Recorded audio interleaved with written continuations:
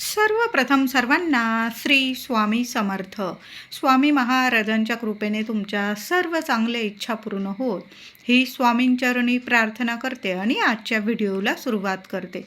गुरुर ब्रह्मा गुरुर विष्णू गुरुर्देव महेश्वरा गुरुर साक्षात परब्रह्म तस्मै श्री गुरुवे नमः.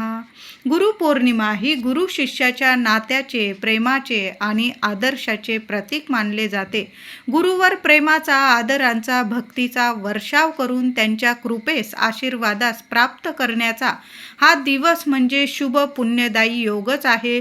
सर्व विद्या, वेद, पुराणे यांचे माहेरघर, मूळ स्तोत्र, आद्य गुरु म्हणून महर्षी व्यास यांचे स्थान अनन्यसाधारण आहे. म्हणून गुरुपौर्णिमेस व्यास पौर्णिमा असे म्हणून सुद्धा ओळखले जाते. बघा, अशा महत्त्वपूर्ण तिथीस व्यासांचे, गुरुजनांचे, आध्यात्मिक गुरूंचे पूजन केले जाते. या दिवशी आपल्या आईवडिलांचे पूजन केले जाते. त्यांच्याकडून गुरुमंत्र, दीक्षा, शिक्षण घेतले जाते. गुरूंबद्दल श्रद्धा, कृतज्ञता व्यक्त करण्याचा हा दिवस म्हणजे गुरुपौर्णिमेचा शुभ दिवस असतो. तर गुरुपौर्णिमा येत्या 29 जुलै 2026 बुधवार रोजी आलेली आहे. गुरुपौर्णिमा म्हणजेच आषाढ पौर्णिमा, व्यास पौर्णिमा म्हणून सुद्धा या पौर्णिमेला ओळखलं जातं. तर पौर्णिमा प्रारंभ होत आहे 28 जुलै मंगळवार रोजी सायंकाळी 6:18 ही पौर्णिमा तिथी प्रारंभ होत आहे आणि 29 जुलैला बुधवार रोजी रात्री 8:04 ही पौर्णिमा तिथी समाप्त होत आहे. उदय तिथीनुसार गुरुपौर्णिमा 29 जुलैला बुधवार रोजी आपण साजरी करणार आहोत. सुंदर सोन्यासारखा दिवस आहे आपल्या गुरु माऊलींची. आपल्याला या दिवशी छान अशी सेवा करायची आहे. सर्वांना सकाळी लवकर उठा. अगदी ब्रह्ममुहूर्तावर उठता आलं ना तर आवर्जून उठा. महिलांनो, दादांनो, जी पण सेवा कराल ना, खूप सुंदर सोन्यासारखं फळ आपल्याला मिळणार आहे. तर गुरुपौर्णिमेला आंघोळीच्या पाण्यात एक वस्तू टाकायची आहे. तर तुम्हाला थोडंसं गंगाजल असेल तर गंगाजल आंघोळीच्या पाण्यात जरूर अवश्य टाका. चिमूटभर हळद टाकली तरीही चालेल आणि बारीकसा तुकडा तुमच्याकडं तुरटीचा असेल तर आवर्जून तुम्ही प्रत्येकाने, अगदी लहान लेकराला सुद्धा हा उपाय करू शकता.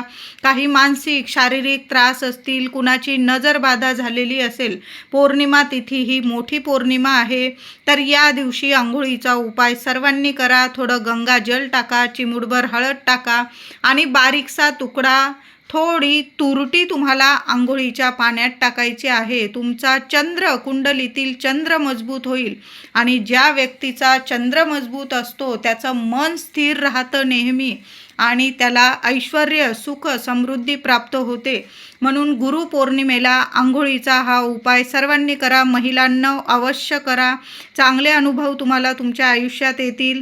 गुरुपौर्णिमेच्या दिवशी उंबरठ्यावर महिलांनो हळदीचं लेपन अवश्य करा. गोमूत्र आणि हळद एकत्र करा आणि उंबरठ्यावर लेपन अवश्य करा. उंबरठ्याची हळद, कुंकू, फुलं, अक्षता वाहून पूजा करायची आहे. दोन्ही वेळेला आपल्या उंबरठ्याजवळ मुख्य दाराशी दिवे जरूर लावा. तेलाचे लावा, तुपाचे लावा, नियम नाही, पण मुख्य दाराशी दिवे जरूर लावा. तुळशी माऊलीची सुद्धा याच दिवसापासून चातुर्मास सुरू होत असतो. खरा आषाढी एकादशीपासून चातुर्मास सुरू होतो, पण पौर्णिमा तिथीपासून चातुर्मास, संन्यासींचा चातुर्मास याच दिवसापासून सुरू होत असतो. तर तुळशी मातेची सुद्धा या दिवशी पूजा करायची आहे. एक दिवा तुम्हाला तुळशीजवळ तुपाचा लावायचा आहे. तुळशीला हळदी, कुंकू, फुलं, अक्षता वाहून तुळशी माऊलीची छान पूजा करा. ओम नमो भगवते वासुदेवाय नमः या मंत्राचा जप किमान 21 वेळा करा आणि तुळशी समोर हात जोडून तुमच्या मनातील इच्छा तुम्हाला बोलायची आहे आणि तुपाचा दिवा तुळशीजवळ लावा. छोटी रांगोळी काढता आली तर मुख्य दाराशी सुद्धा काढा. तुळशीजवळ काढा. रांगोळीची हळदी, कुंकू वाहून पूजा करायची आहे. त्याचबरोबर घराजवळ जर उंबराचं झाड असेल तर उंबराच्या झाडाजवळ जायचं आहे. पाण्यात थोडंसं दूध टाका, चमचाभर, चिमूटभर साखर टाका आणि ते दूध आणि साखर मिश्रित पाणी तुम्हाला उंबराच्या झाडाला अर्पण करायचं आहे. मुळाशी उंबराच्या झाडाजवळ प्रत्येक आईने, प्रत्येक दादांनी एक दिवा गाईच्या तुपाचा फुलवात जरी घेऊन गेला एखाद्या मातीच्या पंतीत चालेल. आता तूप नाही, तेलाचा लावला चालेल, पण दिवा प्रज्वलित करणं खूप महत्त्वाचं आहे. उंबराच्या झाडाजवळ गुरुपौर्णिमेच्या दिवशी जी व्यक्ती दिवा लावून येते आणि त्याचबरोबर एक गुळाचा खडा तिथं ठेवते, जसा जसा तो गुळाचा खडा तिथले किडे मुंगळे खातात, तसं तसं दत्तगुरु माऊलींच्या कृपेने, आशीर्वादाने, आपल्या स्वामींच्या आशीर्वादाने आपल्या आयुष्यातील सर्व संकट, दुःख, दारिद्र्य दूर होतं. 7 जन्मांचा पितृदोष नष्ट होतो आणि भरभरून प्रगती आपल्याला मिळते, सुख समृद्धी मिळते, घरात शुभ मंगल गोष्टी घडून येतात, आपल्याला हवी तशी प्रगती मिळते. म्हणून प्रत्येकाने उंबराच्या झाडाची ही सेवा आवर्जून करा. एक दिवा लावा, गुळाचा खडा ठेवा, नमस्कार करा. तिथं बसून जर तुम्हाला उंबराच्या झाडाखाली बसायला जागा असेल, तुमच्या घराजवळ जर झाड असेल ते, आणि तुम्हाला बसायला आसन घेऊन बसायला जागा असेल, तर गुरुचरित्रातील 14वा अध्याय उंबराच्या झाडाखाली बसून जरूर पठण करा. खूप सोन्यासारखे अनुभव येतील तुम्हाला. नाही जमलं तर श्री स्वामी समर्थ, श्री स्वामी समर्थ, अवधूत चिंतन श्री गुरुदेव दत्त, जो मंत्र आवडतो 21 वेळा जपा. एक माळ जपला तुम्ही चालेल, पण उंबराच्या झाडाची सेवा आवर्जून करा. उंबराला महिलांनो तुम्हाला हळदी कुंकू नेता आलं तर हळदी कुंकू, फुलं, अक्षता वाहून उंबराच्या झाडाची पूजा करा. थोडं पाणी दूध अर्पण करा, एक दिवा लावून द्या, गुळाचा खडा अर्पण करा, मनातली इच्छा बोला आणि उंबराच्या झाडाला या दिवशी स्पर्श आवर्जून करा. बघा, साक्षात दत्तगुरु महाराज स्वामी आपल्याला दर्शन देतील. गुरुपौर्णिमेच्या दिवशी सकाळीच देवांना छान अभिषेक करून पूजा करायची आहे. देवघरातील देवांना या दिवशी गाईच्या दुधाने अभिषेक करा. महिलांनो, दादांनो, थोडंसं गाईचं दूध घेऊन या आणि गाईच्या दुधाने अभिषेक करायचा आहे. प्रथम पाण्याने, नंतर पुन्हा दुधाने, पुन्हा स्वच्छ पाण्याने छान अशी मूर्ती स्वच्छ पुसून घ्यायची आहे. देवघरात स्थापन करायची आहे. अष्टगंध लावा, चंदन लावायचं आहे. पिवळं चंदन असेल तुमच्याकडं किंवा चंदन असेल त्यात थोडीशी हळद मिक्स करा आणि अष्टगंधासारखं चंदन तुम्ही देवांना तिलक करू शकता. वस्त्र अर्पण करा, फुलं अर्पण करा. चाफ्याची फुलं असतील जरूर आवर्जून अर्पण करा. हिना अत्तर असेल स्वामींना जरूर अर्पण करा. धूप दीप ओवाळून पंचोपचार या दिवशी पूजा करायची आहे. स्वामींची मूर्ती असेल तर मूर्तीला अभिषेक करा. फोटो असेल तुम्ही पुसून घ्या. हार घालायचा आहे फोटोला. स्वामींची मूर्ती असेल छान अशी वस्त्र अलंकार घालून सजवायची आहे. फुलं अर्पण करा. धूप दीप ओवाळून घ्यायचा आहे. नैवेद्य दाखवा. या दिवशी दोन्ही वेळेला गुरुपौर्णिमेला नैवेद्य दाखवायचा आहे. आता तुम्ही संध्याकाळी वरण भात भाजी पोळीचा नैवेद्य बनवणार असाल तर सकाळी सुद्धा तुम्ही दूध साखरेचा, गूळ खोबऱ्याचा, खडी साखरेचा असा नैवेद्य जरूर दाखवा. केळी, वेगवेगळ्या फळांचा नैवेद्य दाखवू शकता. पण गुरुपौर्णिमेला घेवड्याच्या भाजींचा नैवेद्य सकाळी दाखवा किंवा संध्याकाळी. वरण भात भाजी पोळी किंवा गोड थोडासा प्रसाद भाजून घ्या. असा नैवेद्य प्रत्येकाने गुरुपौर्णिमेला आपल्या देवघरात दाखवायचा आहे.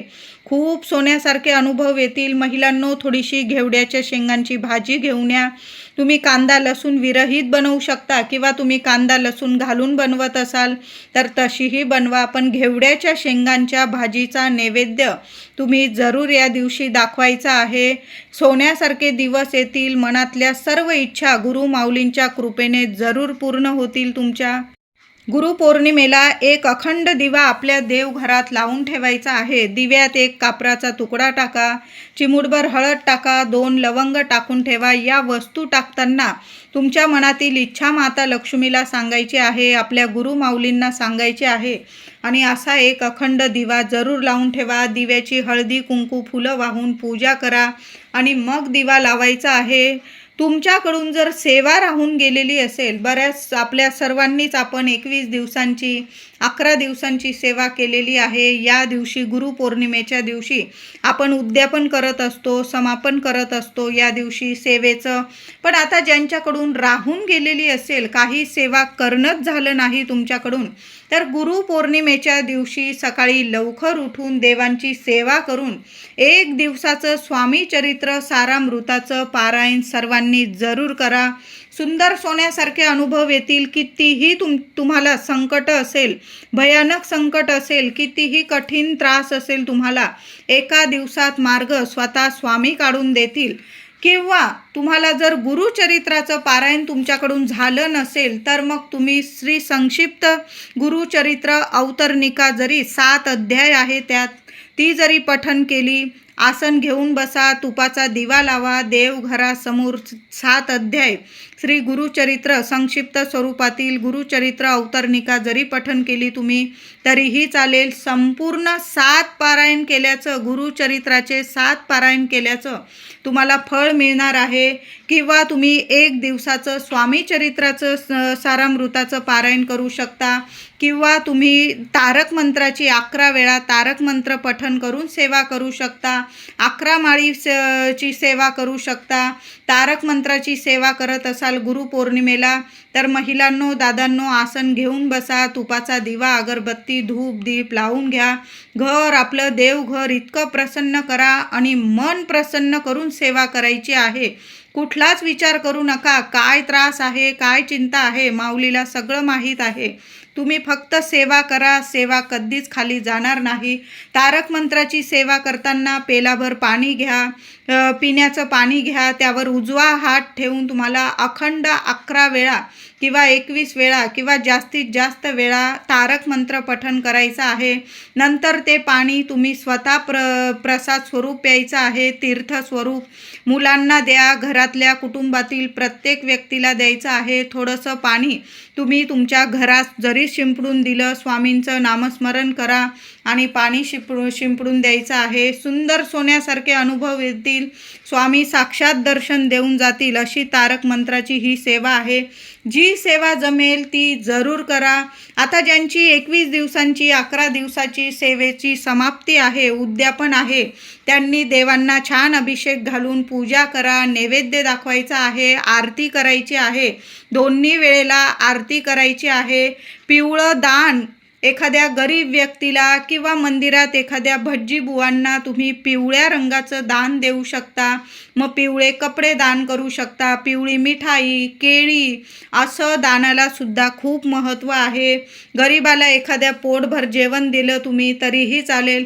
अशा पद्धतीने तुम्हाला उद्यापन 21 दिवसांचं 11 दिवसांची सेवेचं उद्यापन साध्या भोळ्या मनाने करायचं आहे. देवघरात घेवड्याच्या शेंगांच्या भाजीचा नैवेद्य, वरण भात, भाजी पोळी, पुरणाची पोळी, बेसनाचे लाडू, हवा तो नैवेद्य तुम्हाला जमेल तशी सेवा करा. असं नाही की हे दाखवा ते दाखवा तरच आपली माय माऊली आपल्यावर कृपा करेल, असं मुळीच नाही. जो नैवेद्य जमेल ना तो नैवेद्य, साधा जरी वरण भात, भाजी पोळी, थोडा शिरा भाजून घेतला महिलांनो तरीही चालेल. अशा साध्या सोप्या पद्धतीने आपल्या सेवेचं उद्यापन करायचं आहे. 1 दिवसाची सेवा कराल ती पण आपलं संध्याकाळी उद्यापन तुम्ही अशाच पद्धतीने करायचं आहे. सेवा चुकवू नका, सेवा जरूर करा. गुरुपौर्णिमेला सकाळी किंवा संध्याकाळी सर्वांनी मंदिरात जाऊन दर्शन घ्यायचं आहे. घराजवळ जे मंदिर असेल, दत्तगुरू महाराजांचं, स्वामींचं, साईबाबांचं, गजानन माऊलींचं, ज्या पण मंदिरात जाल, गुरु माऊली एकच आहे.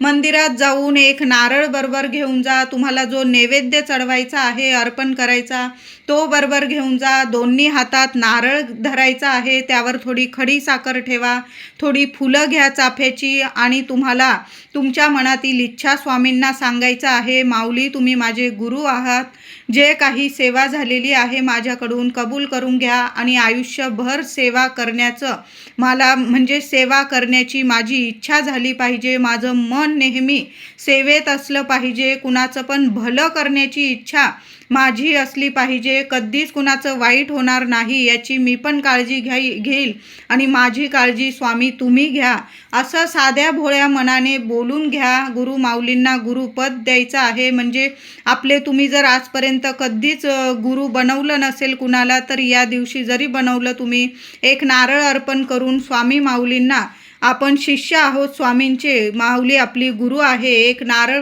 अर्पण करून तुम्ही स्वामींना गुरु बनवू शकता. साध्या भोळ्या मनाने आपल्या मनातील इच्छा बोला आणि एक नारळ, खडी साखर, थोडी फुलं अर्पण करा. जो नैवेद्य नेलेला असेल तो अर्पण करा. मंदिरात तुम्ही नैवेद्य वाटला प्रसाद स्वरूप, तरी अशा साध्या भोळ्या मनाने आपण गुरुपौर्णिमा साजरी करायची आहे. गुरुपौर्णिमा मोठी पौर्णिमा आहे. महिलांनो, देवघरात कुलदेवीला कुंकुमार्चन करा. 11 वेळा करा, 21 वेळा करा. कुंकुमार्चन जरूर करा. तुम्हाला ओटी भरायची असेल, कारण आषाढात गुप्त नवरात्री असते, ओटी भरायची असेल तर आवर्जून ओटी भरा. गोड पानाचा विडा किंवा तांबूलसुद्धा देवघरात जरूर अर्पण करा. देवी आईला फुलं अर्पण करा, वेणी अर्पण करा. कुलदेवीची जेवढी सेवा होईल ना तेवढी या दिवशी जरूर करा. तुमची सेवा कधीच खाली जाणार नाही. माय माऊली आहे आपली. कुलदेवीची सेवा तुमची पौर्णिमा तिथी जी महिला कुलदेवीची सेवा करते ना, तिच्या घरात अखंड लक्ष्मी नांदत असते आणि तिला कधीच कशाला कमी पडत नाही. गुरुपौर्णिमेला गाईला नैवेद्य जरूर खाऊ घाला. हिरवा चारा खाऊ घाला. पुरणाची पोळी, बघा, पुरणाची पोळी खाऊ घाला किंवा तूपगूळ लावून ताजी चपाती गाईला नैवेद्य खाऊ घालायचा आहे. घराजवळ कुत्रे असतील, श्वान, या दिवशी ताजी चपाती कुत्र्यांना सुद्धा खाऊ घाला. शिळं अन्न चुकून सुद्धा खाऊ घालू नका. गाईला, कुत्र्याला नैवेद्य या दिवशी सर्वांनी जरूर द्या.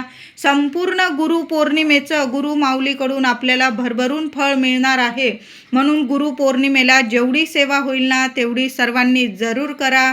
व्हिडिओ आवडला असेल लाईक करा, शेअर करा, चॅनलला नक्की सबस्क्राईब